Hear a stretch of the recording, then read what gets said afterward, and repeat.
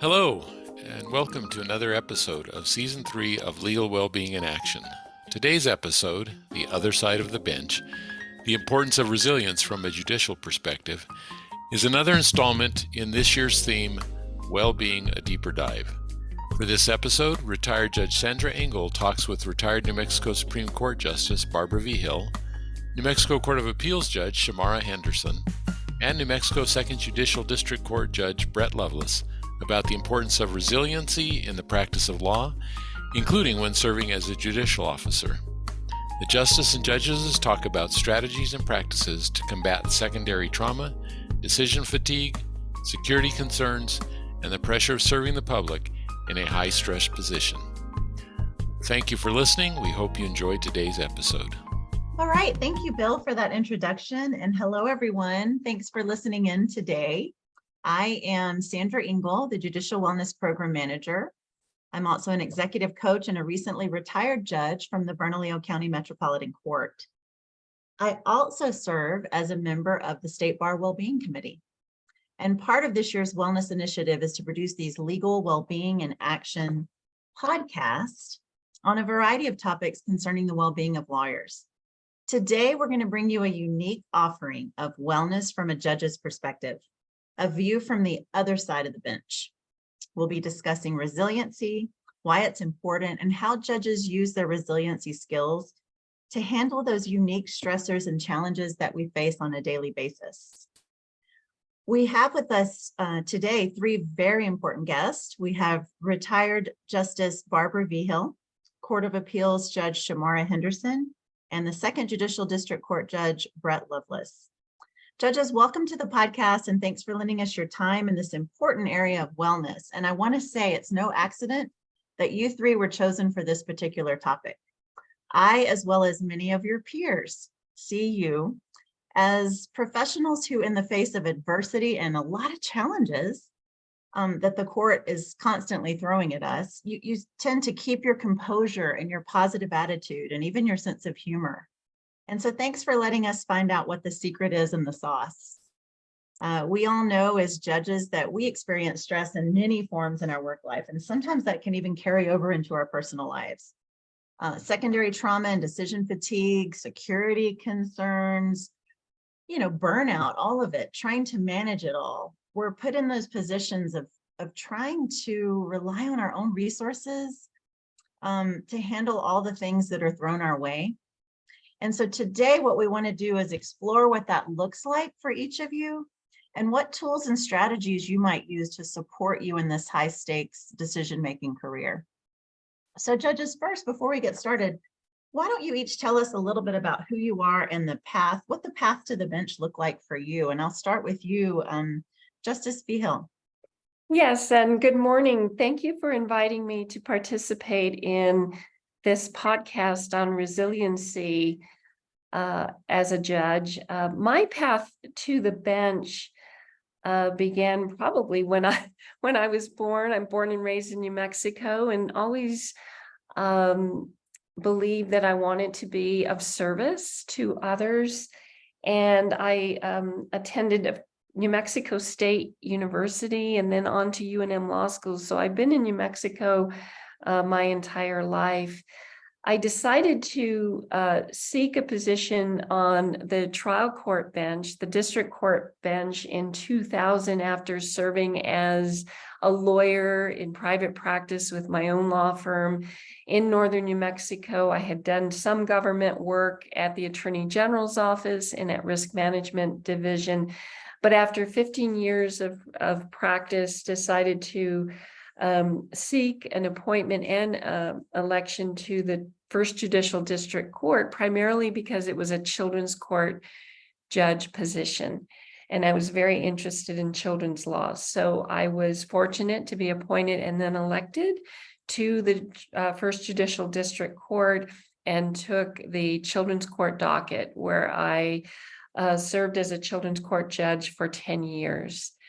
After 10 years, decided to turn to the civil docket and served as a district court judge for 2 years in the civil division and as chief judge of the First Judicial District Court, and then pursued the position as a justice on the New Mexico Supreme Court, where I was elected as a Supreme Court justice in 2012, served as an associate justice, as a chief justice, and as a senior justice on the New Mexico Supreme Court.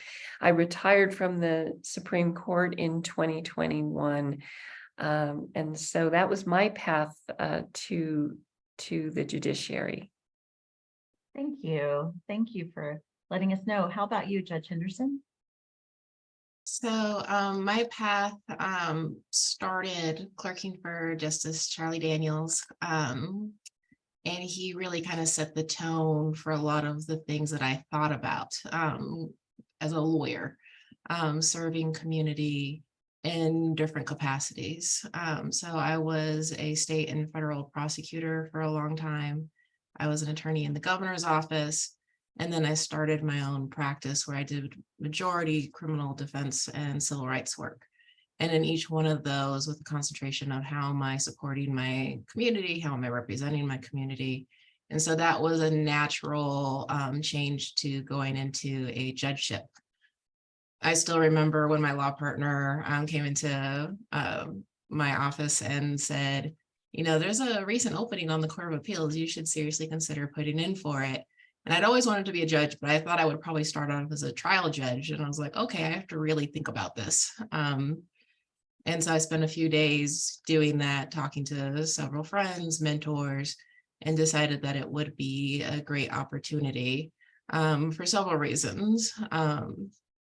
One being, right, the Court of Appeals is the direct court of appeals. So we handle so many cases, whether it's error correcting or cases of first impression. Also, I'm a strong believer that diversity on the bench is extremely important. And we'd never had a Black judge as an appellate judge in New Mexico before. And that is unfortunately a role that I've taken on, being a first in several different capacities in that way, but I thought was important for the judiciary in New Mexico. And so that was my path to the Court of Appeals. Thank you, Judge Henderson. Judge Lovelace. Well, good morning, and thanks for inviting me. Being a judge was never sort of something I thought I would ever do. It just never even entered my mind. When I graduated law school, I was 25, and I worked for a small plaintiff's firm with Jim Toulouse, who was an old-timey sort of gumshoe lawyer who, you know, they used to do everything. And so he was very colorful and really exciting to work with, because it was just a fun experience. But I remember one lawyer telling me when I was appearing for a hearing one time, who I was working with, I was 25 years old, just recently passed the bar. And he said, you know, Brett, you look like you're 8 years old, so no one's going to take you seriously. So the bar was set fairly low for me.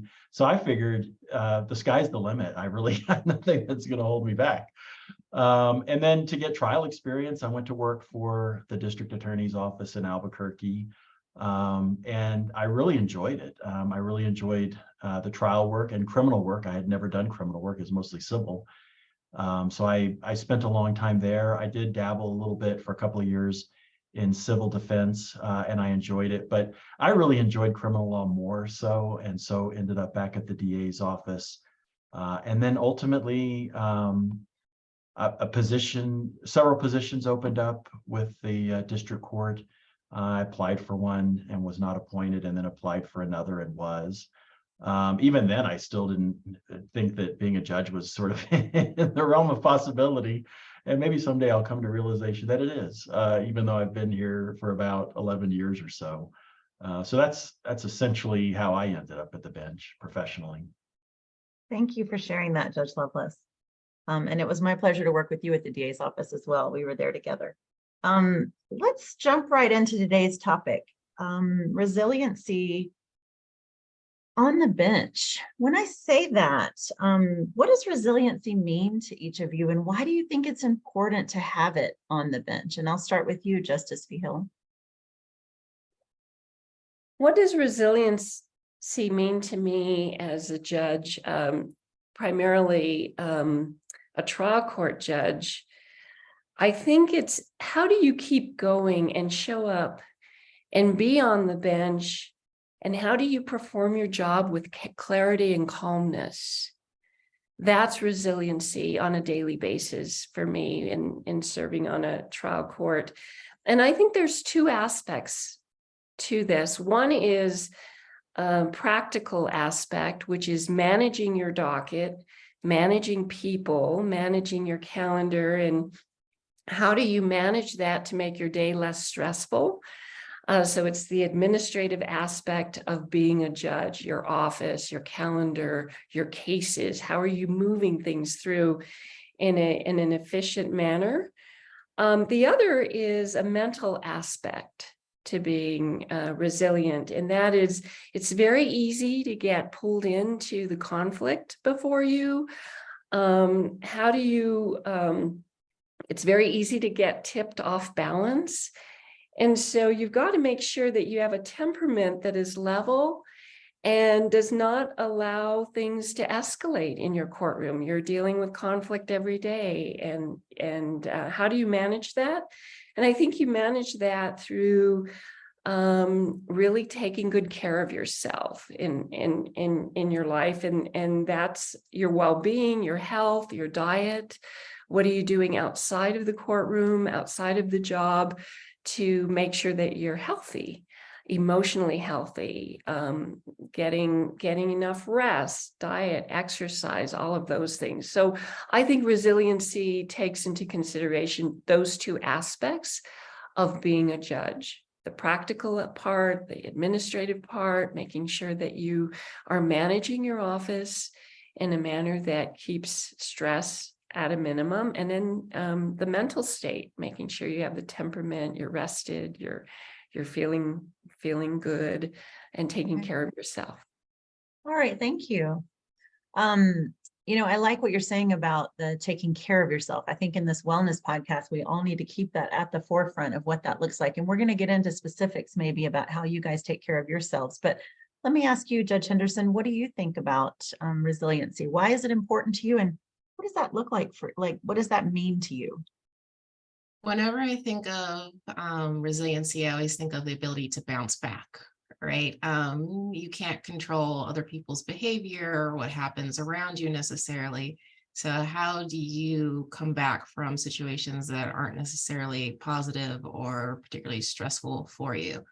And I think similar to what Justice Vigil just talked about in terms of trial judges applies similarly to appellate judges, right? In terms of how are you managing your docket?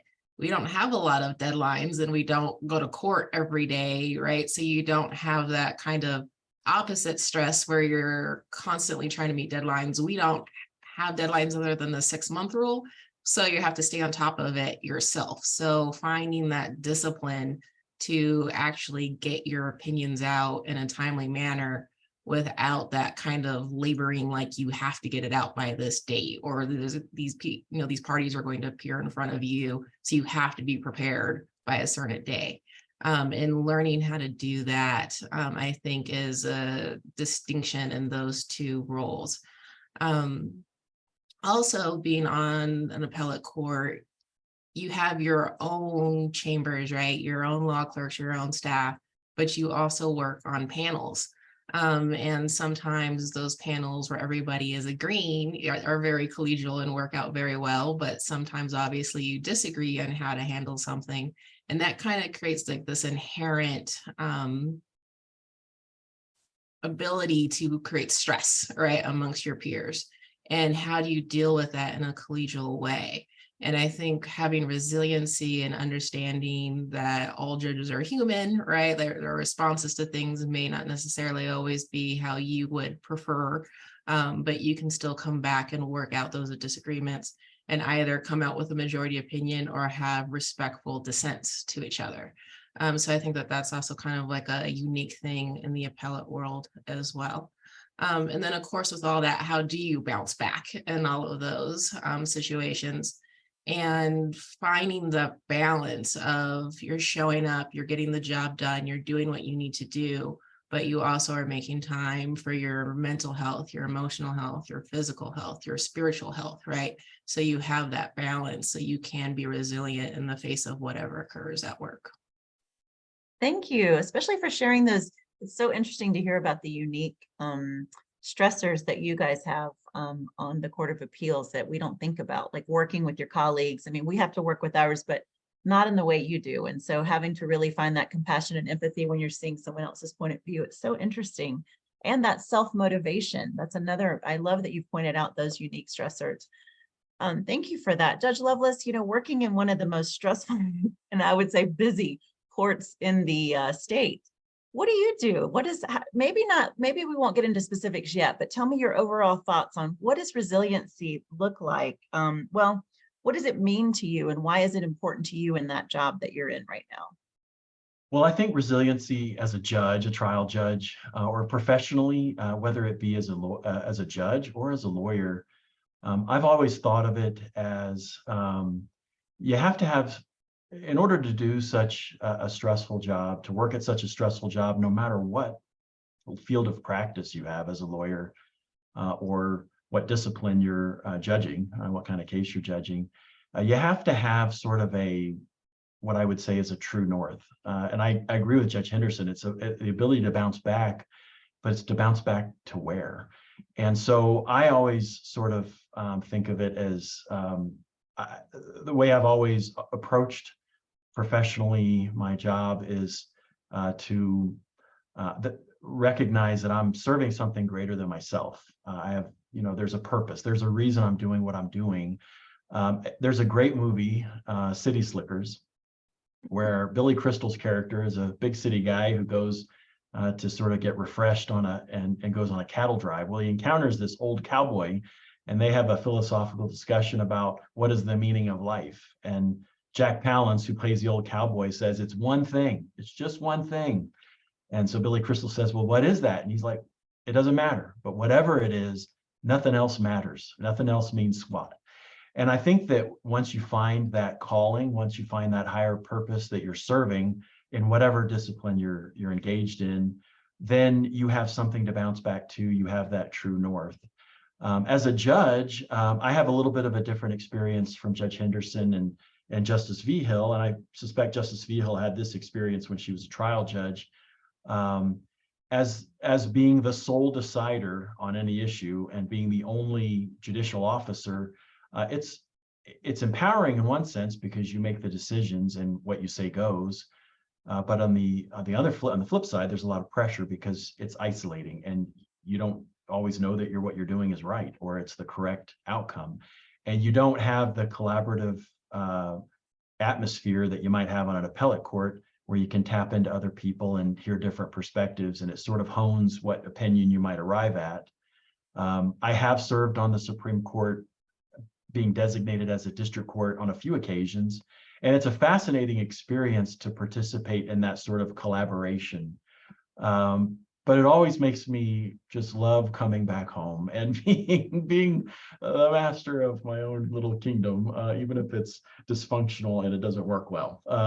But it's also got a lot of pressure. So I think that a lot of the same things that Justice Vigil and Judge Henderson referenced about how you maintain that balance, whatever it is, and whatever sort of true north you have, as long as you keep that in mind, I think you can put things in perspective, and that really helps you, at least it helps me, maintain that balance that keeps me fresh to do the job day in and day out.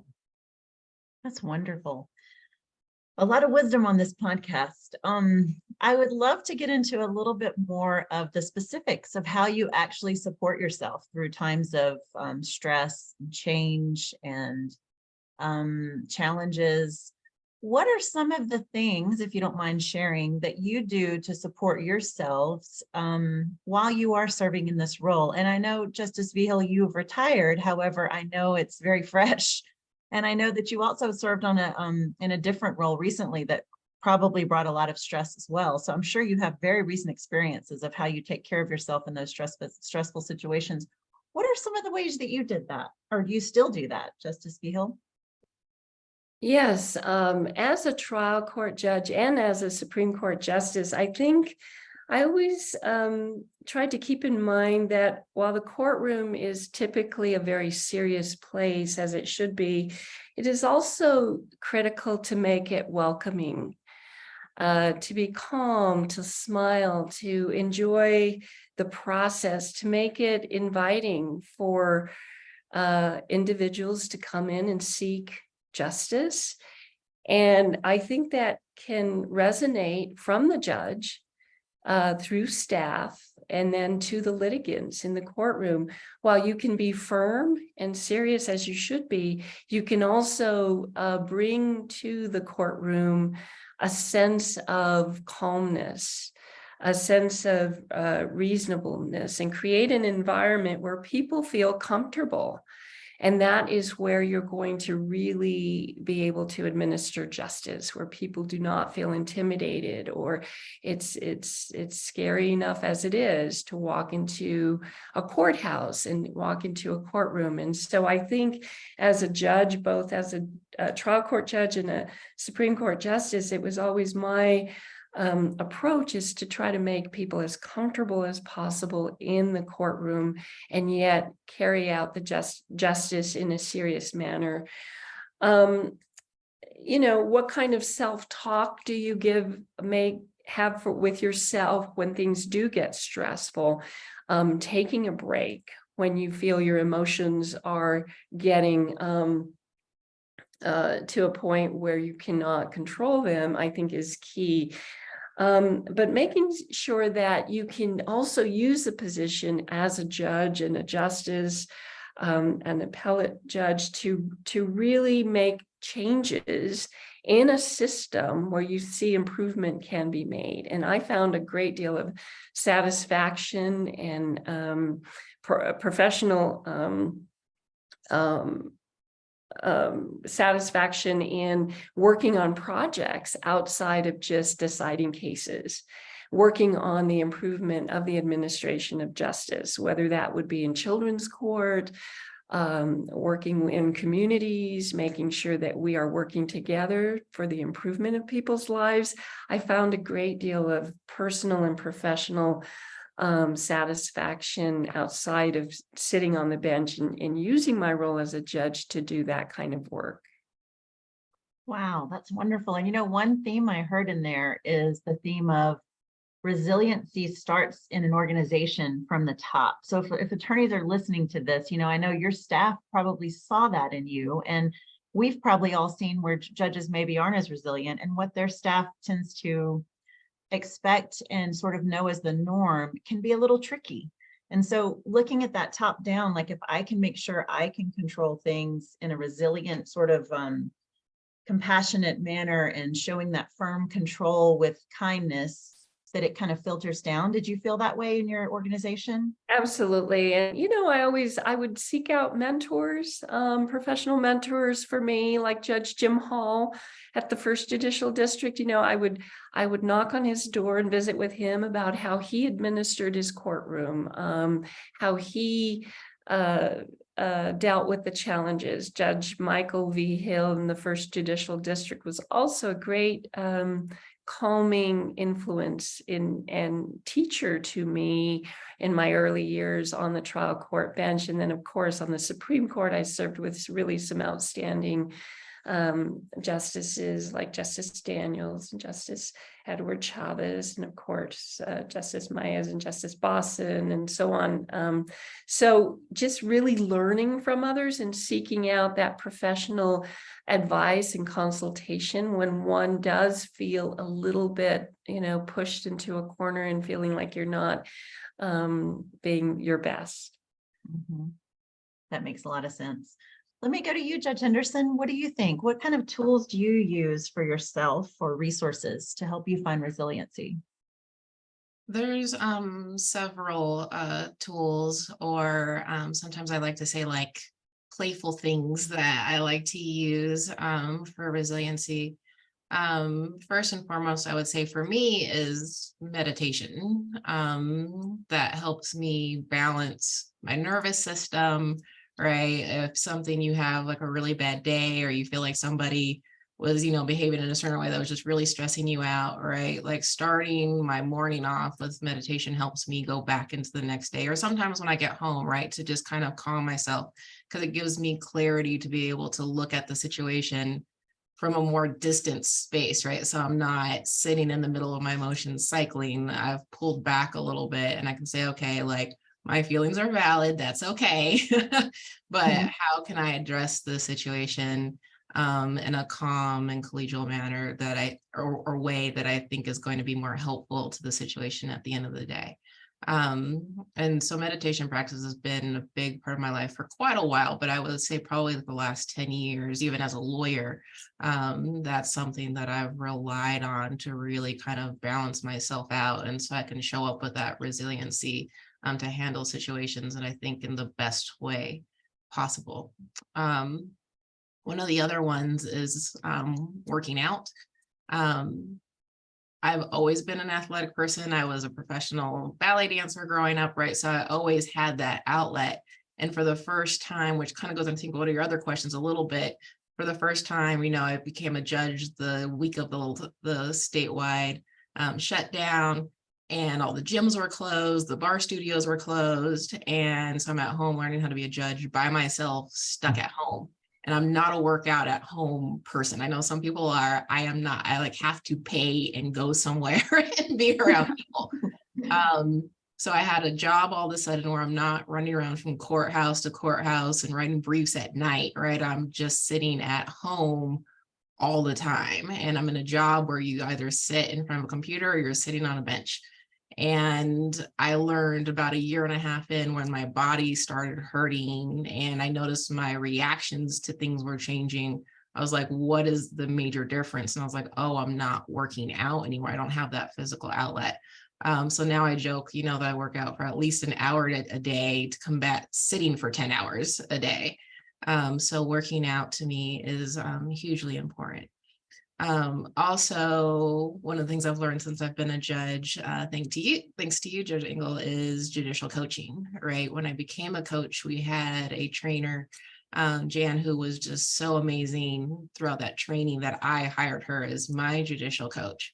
And having her to reflect on being a new judge, right? The new issues I was facing, how am I feeling about my purpose in becoming a judge, dealing with isolation of being a judge, all those things. She helped me figure out how I can be more creative in my job, which was important to me, how I could find things that I found to be isolating more fulfilling than how I was seeing them at that time.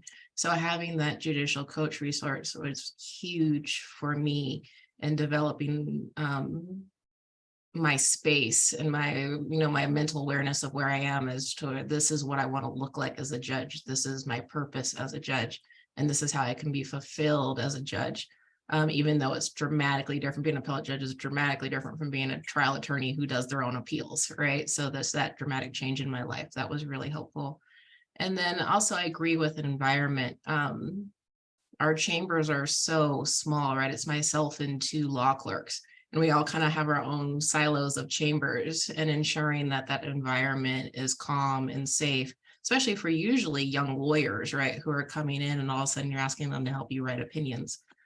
So everything down from how I show up, the energy that I bring to my chambers, but also just what my chambers looks like. Like there's usually flowers, which you can see in the background, right? Just those little touches for people to come in and be welcome. And, when other judges come into my chambers, or we have visitors and they come in and they're like, oh, wow, this is so peaceful here, right? Like that, I take that as a compliment that I'm holding the proper energy for everybody to feel invited and safe and in a situation where that they can flourish. Wow. Those are great practical kind of tips to give people to think about. I want to ask you, I'm hearing meditation come up more. I remember as a new judge when we never even talked about wellness when I was first starting on the bench 16 years ago. So I remember hearing about meditation, and now I use it just like you. I love it. But if we were talking to someone who's new and really doesn't know how that's really going to benefit them, what could you say about that? And how is that going to how could they get started? Does it take a lot of time? I mean, could you just touch on that briefly? So I think a lot of people's fears about meditation, right, is like, oh, you have to sit there and clear your mind for an hour. And then someone sits there for 2 minutes and every thing that stressed them out that day is popping into their head, or what they need to do when they're done with their meditation, right? And what do you want to call that? Some people call it the monkey mind. Other people call it like, I think letting that be okay, right? Every single time I sit down to meditate, I don't immediately go, because I've been doing it for so long, I don't immediately go into like this like very clear space. Sometimes I do, but sometimes I don't. And so I actually keep a journal, right, of like the things that are popping into my mind. I'm like, okay, well, I'll write these down and I can deal with it later. Like it helps me push that out to the side, right? And then there's different types of, there's so many different versions of meditation. And some of them are just like really good grounding ones, right? Where it's just like you can get your energy. So this is kind of like I feel like it sounds corny, but it's really helpful, where you're just like sitting there saying, okay, like if you are grounded to like whatever space, right? To whatever your spiritual belief is, and just kind of envisioning that for yourself, like an actual visualization. So if you are in a place where you want to be more connected to spirit or whatever, right? Like you actually see that in your mind and you just focus on that. And what does that look like? And what does that peacefulness bring to you with that connection to whatever your belief system is? And I think that having those visualizations in your mind is actually really, really helpful, because it gives you something to focus on and you kind of clear everything else away. And like I said, just being comfortable with your meditation might be 5 minutes, it might be 10 minutes, maybe it's an hour. But it takes time to build up to that, and kind of giving yourself grace and knowing that you don't have to sit down and have this perfect meditation every single time. And it sounds like what you're trying to do is almost get out of your head and into a different space, and giving your brain just a break, right? And just because we have so many thought bubbles every day over our heads, that just to have a minute where you can just give your brain that minute to breathe. So I really appreciate your sharing that. And thanks for those other things as well, both of you. Judge Lovelace, what do you do? What kind of tools and resources do you have to help you manage all of the things that come your way? Well, I think as a trial judge, I have a great respect for the process and what it is exactly we have in the form of a judiciary. And on a daily basis, I have folks coming in front of me, and these are events and decisions I make are things that impact their lives greatly. And I exclusively have I'm in the criminal division. So, we have victims of crime, we have defendants, we have family members of both. We have a lot of folks who are interested, not just who are participants, but also people in the public who are concerned about what's happening on a daily basis in our community. And so I have a great deal of respect for that. I think that there are things that I learned to do. There really was no manual on how to be a judge. I don't know that anyone could write one, quite frankly.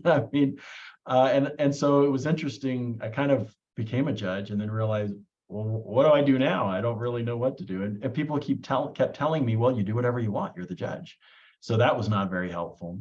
But I sort of tapped into experiences that I had in the courtroom where I watched judges who I had a great deal of respect for. So there are judges who had an incredibly calm presence, and they didn't say very many things except when they ruled. But when they ruled, you knew exactly where you stood, and that was sort of the end of the argument, and you just moved on from there. And one name that comes to mind, Frank Allen, was the master of that. He didn't say much, but when he did say something, you listened.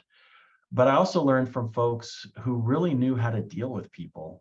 I watched Pat Murdoch a lot, and this was a man who he could meet anyone at any level and converse with them. From someone who's a high level professional, elite kind of person, to someone who is impoverished. He could meet them on their level and have a conversation with them. And so when I became a judge, I tried to emulate a lot of those experiences and things that I saw judges do that I thought were effective. And I think that it's important to use those tools in how you deal with folks in the courtroom, because they have certain expectations, and reasonable ones. They want to be treated fairly.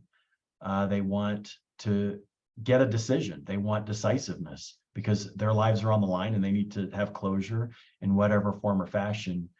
And so I try to be decisive, but at the same time balance that if there are circumstances where I have to take time to make a decision, then that's what I'll need to do. But I do try to give lawyers and the parties expectations about how this is going to go, what my decision will be, and how we're going to proceed. And it's amazing to actually see it in the courtroom, because I'll have attorneys in there that are fighting like cats and dogs on a particular issue.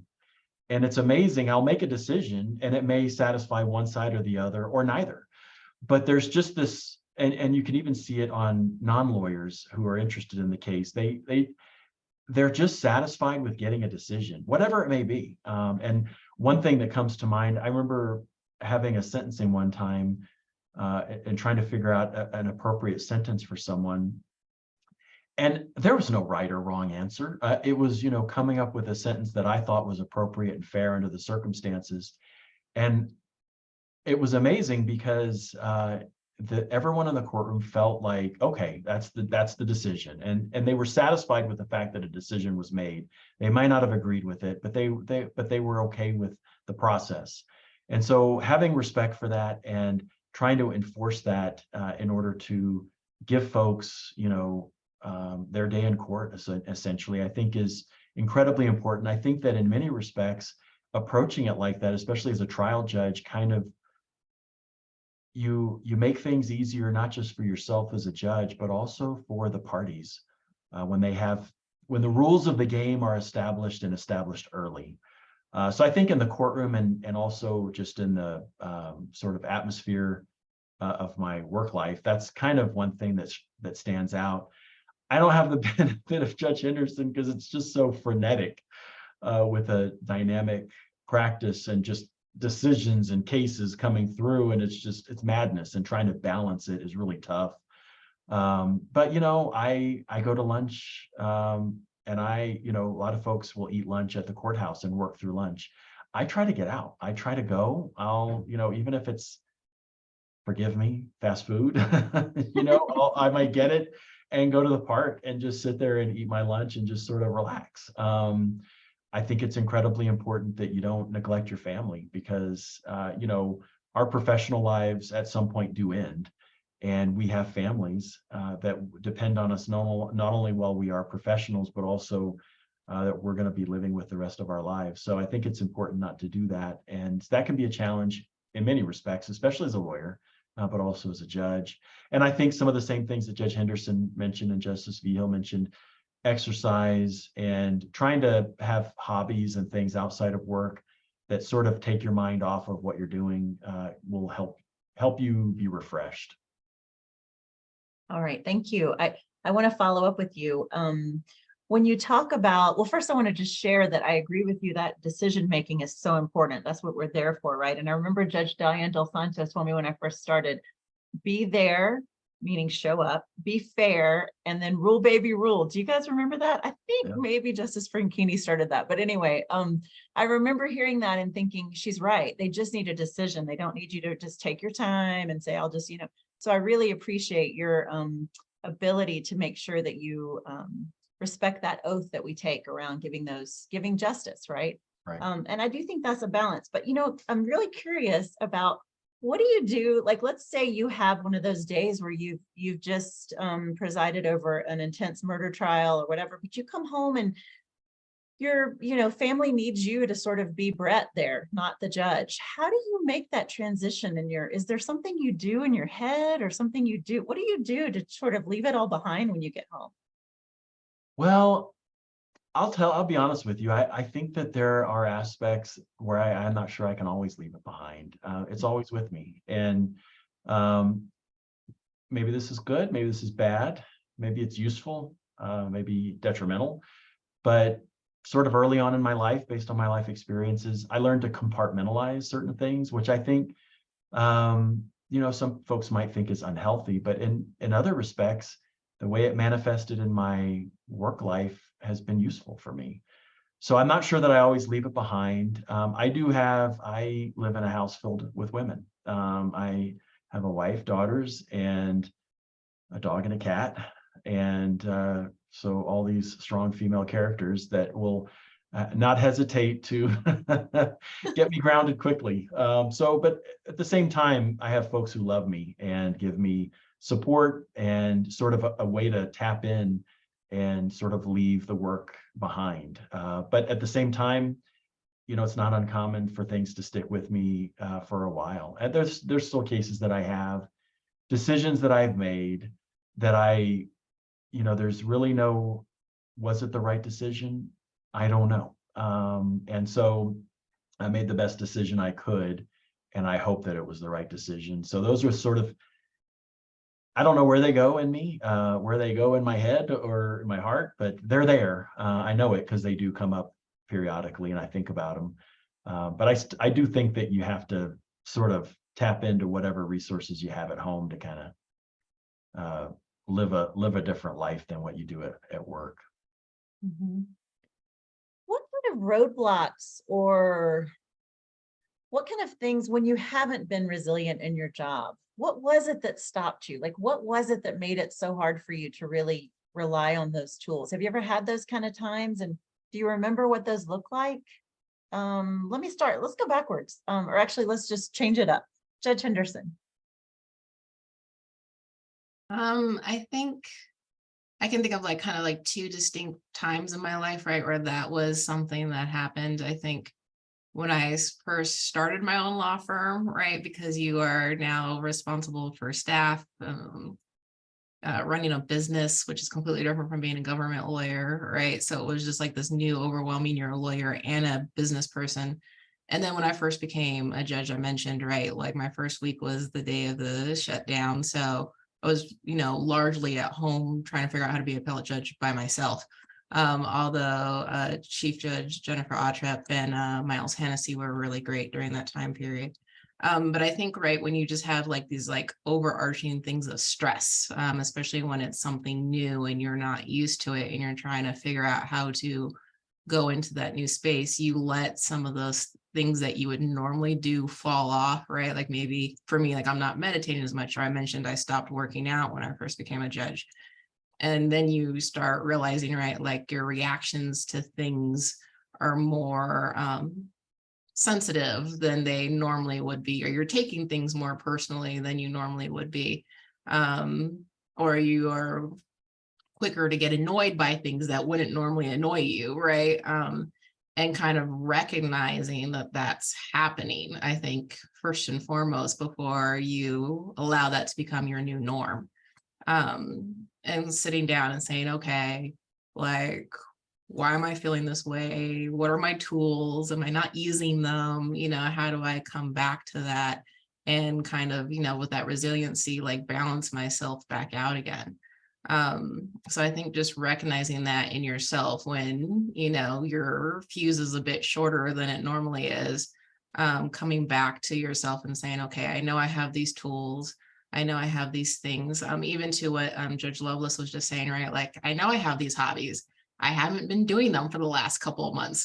How come I'm not going, right? And rebalancing and almost forcing yourself to kind of go back into those healthy habits that that you have those things that will make you feel better.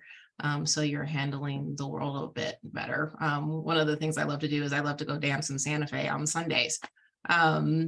But that's a trip, right? It's a 2-hour drive there, or round trip, the time there. So it could be a big chunk out of my Sunday.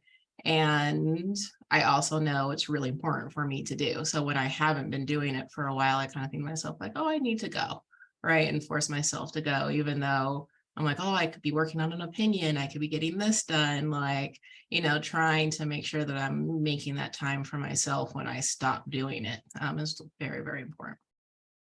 I love what you're talking about being the observer and seeing yourself and saying, I'm not in a good space and I can tell now. But it's that moment, right, where you have to stop and say, okay, wait a minute, something feels different. I love that you're able to reflect and do that. Let me look towards Justice Vigil. What do you think? What do you think about in your career, what stopped you from using those tools of resiliency? What's happened?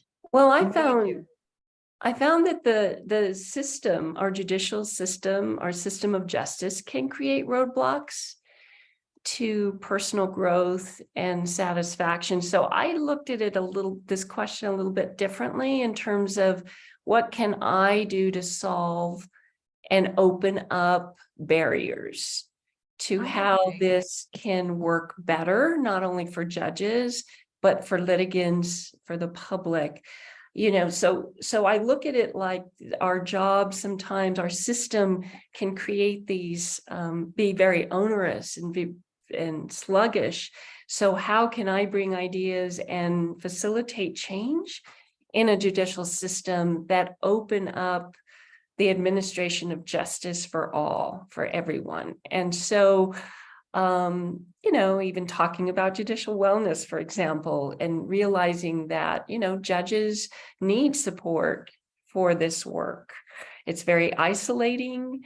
It's very taxing, as we've heard from Judge Lovelace and Judge Henderson this morning, that the job itself can be very challenging. So how do we make it better for everyone? How do we make it better for our judges? And so I approached it in several ways. I looked at ways to bring solutions to our judicial processes. For example, in children's court, I used to preside over children's court cases, and kids would be brought into the courtroom in shackles. And I thought that was pretty problematic for them. And also I would hear these cases with all of them present. So there was a lot of peer pressure. And I said, stop, we're going to take each case separately. And that opened up a more effective administration of justice for each individual youth. And it took some time to throw out the old and bring in the new way of doing things. And I want to encourage judges to do that, to think outside the box about how we can do things better for not only each other, but for the public, for the litigants. And so the youth would come in individually, and they would be more honest and forthright about what they needed without the peer pressure. The other teenagers sitting in the courtroom, listening to them, and so forth. Children brought in shackles. I thought, well, this is not necessary or right. So working with law enforcement throughout New Mexico and saying only when there's a serious security threat should a youth be brought into a courtroom in shackles. And that's rare. So I found removing roadblocks and barriers to the administration of justice was a way that I found a great deal of, again, personal satisfaction, professional satisfaction, and growth. Of course, I love Judge Henderson's meditation. I think breathing, I think being healthy, making sure you're getting enough rest, and making sure you're keeping all of this in perspective. We are public servants. We're here to do our best for the greater good. And like Judge Lovelace mentioned, you go home at the end of the day and say, did I do my very best? Did I make decisions timely and effectively? And that's what we have to live by, because that's what we're called upon to do. And I think we have to be kind to ourselves in what we're asked to do as judges. So that's what I did as a judge and justice, and I hope that provides some guidance of how others might approach being judges in our system. Thank you so much. I love listening to how you were thinking out of the box and out of the institutional culture, and how can we change it for the better? I think that's such a brilliant way for us to look at our jobs, because we are thinkers and we're at the top of our game, right? We're there to make those decisions and solve those problems. I want to ask, that makes me think of, and this is just whoever wants to answer, so you can let me know, but how can we as judges support those lawyers in our courtroom in really encouraging them to be resilient?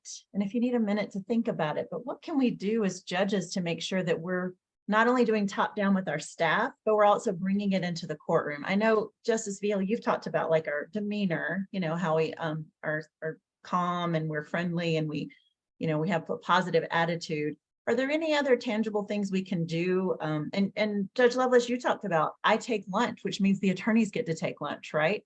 Are there any other things you can think of that we can do as judges to really support the attorneys out there? Well,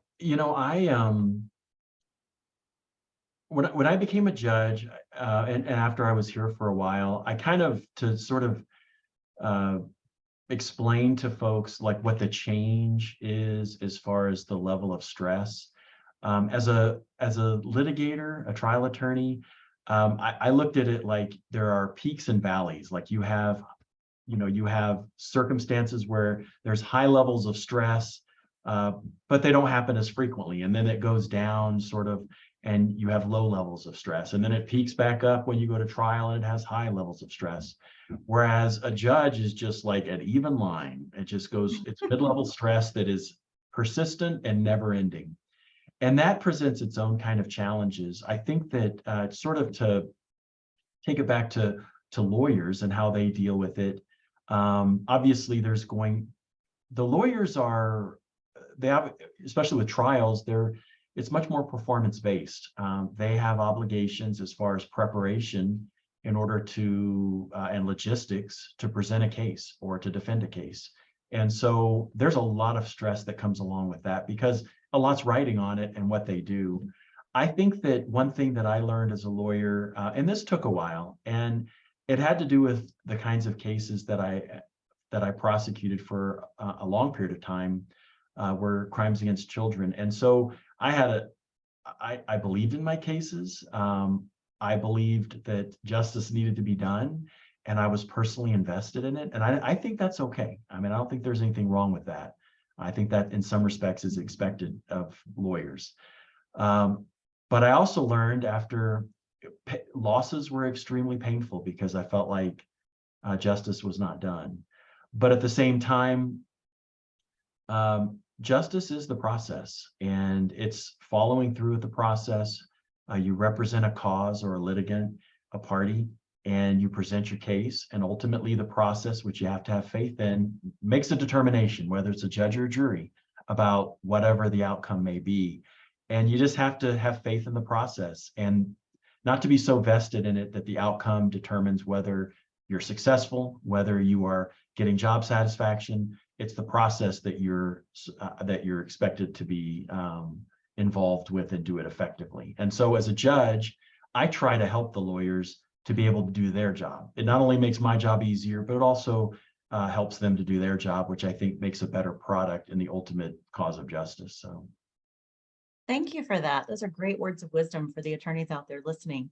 I'm going to end with sort of a surprise. I know you probably don't like surprises, but I'm going to ask you from this podcast and from thinking back on your resiliency, can you give me one word that really kind of symbolizes what you've kind of said, what you stand for, what you think about, how you handle your life? I try to really stretch that out so you can think. So let me go to whoever wants to just jump in. What's your word as we end this podcast? Justice Vigil, I'll go to you first. I would say calm. Okay. Thank you. I appreciate that. What about you, Judge Henderson? Balance, definitely balance. Okay. And I left you for last. Judge Lovelace, what's your word? I don't like surprises. I would say respect for the process and respect for other people. And no matter what level or in what way that manifests itself, I think that that's sort of you're basically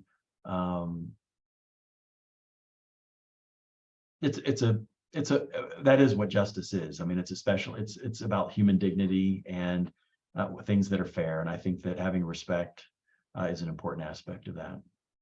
Wow, thank you so much. Thank you to all three of you. I can't tell you how much we appreciate your wisdom, your words of wisdom, your vulnerability, and sharing all the things that you do to support yourself. I just think that was very powerful. And I know the attorneys, I hope you that are listening are learning what it looks like behind the robe, or I guess I'd say behind the curtain of what it looks like on our side of the bench. We all know how hard you work, and we all know that we want to support you in being resilient as well. So if you have any comments about the podcast, please send them to us so that we can get your feedback. But otherwise, I just want to thank everybody and say that we all need to stay well. So I think we can say goodbye. Thank you. Thank you for listening. This episode was produced by the State Bar of New Mexico's Wellbeing Committee and the New Mexico Judges and Lawyers Assistance Program. All editing and sound mixing was done by Blue Sky eLearn. Intro music is by Gil Flores. The views of the presenters are that of their own and are not endorsed by the State Bar of New Mexico. The content is not intended to be a substitute for professional medical advice, diagnosis, or treatment, or legal advice. Always seek the advice of your physician or other qualified health provider with any questions you may have regarding a medical condition.